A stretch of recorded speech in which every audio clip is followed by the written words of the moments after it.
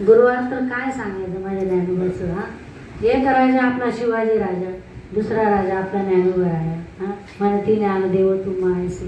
किती ज्ञानियांचा राजा गुरु महाराव, म्हणती ज्ञानदेव तू मायसे. मज पामर आहे काय तोरपण पायाची वाहन, पाय बरी. कशासाठी अहंकार आहे वा तेच समजत नाही मला.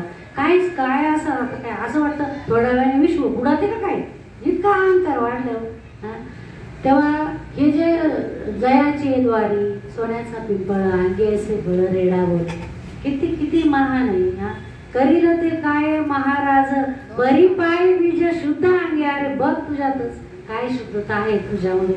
तेव्हा तू दुसऱ्याला जाता जाता एवढंच सांगेल माझ्या निवृत्त राहायचं, कारण गुरु केलंय मी त्यांना. त्र्यंबकेश्वर निवासी किंवा ब्रह्मगिरी पायथ्याशी असलेलं मी त्यांच्या समाधीवर माळ ठेवूनच माळ घातली. हे माझं भाग्यच समजेल मी. काय माहिती कोणाच्या तरी मनात आलं की ह्या ताईंना पण न्यावं नाशिकला. आम्हाला फुकट नेलं हो, आपण तसे फुकटेच आहे नाही का. हा, फुकट म्हणलं का पार गाडी जागा पुरत नाही बसायला. मग गेल्यावर मस्त कुशावर आंघोळी वगैरे सगळं करून काय माहिती काय आलं, घेतली माळ ठेवली समाधीवर.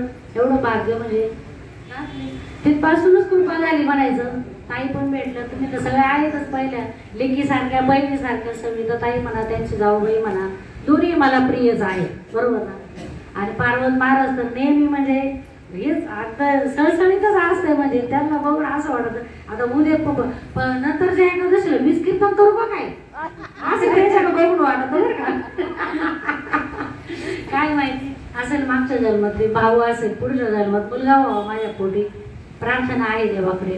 हा, तर अशा पद्धतीने जेव्हा माझ्या निवृत्त राहायचं मला जे काय सांगायचं आहे की आई वडिलांना जेव्हा देहांत प्रायचित्त घ्यायला सांगितलं, घेतलं ना त्यांनी.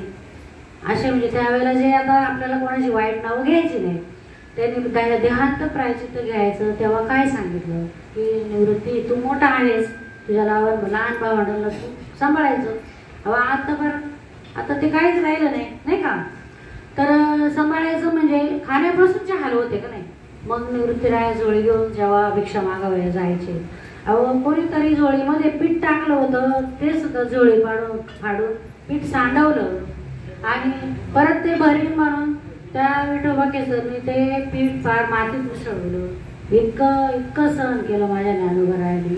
आणि आपल्याला जरा म्हणलं तरी इकडं सर तिकडं सर, इथं नको बसू इथं नको बसू, किती राग येतो आपल्याला. किती सहन केलं त्यांनी. म्हणजे बघा एवढं महाविष्णूचा अवतार असून सुद्धा म्हणजे खूप माझ्या ज्ञानोबरायांनी खूप सहन केलं. खूप मुक्ताबाईनं म्हणजे हे सगळं सहन करताना आपण त्या राजाला किंवा ह्या राजाला विसरायचं नाही. जरी त्यांनी छावा पिक्चर काढला असेल, पिक्चर आहे तो, पण जरूर जाऊन एकदा बघा की बघा तुम्ही कसं आहो किती आपल्यासाठी सोचलं त्यांनी. अक्षरशः लासला नख काय काढले त्यांची, किती हाल केले, हे सगळं आपल्याला नाही बघवतो.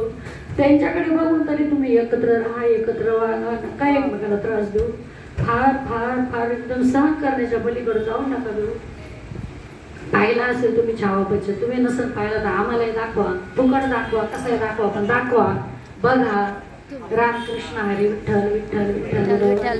प्रवचनाला पूर्ण विराम देतो. कुंडलिक वरदे विठ्ठल श्री ज्ञानदेव तुकाराम पंढरीनाथ भगवान की जय. माऊली ज्ञानेश्वर महाराज की जय. जगद्गुरु तुकाराम महाराज की जय.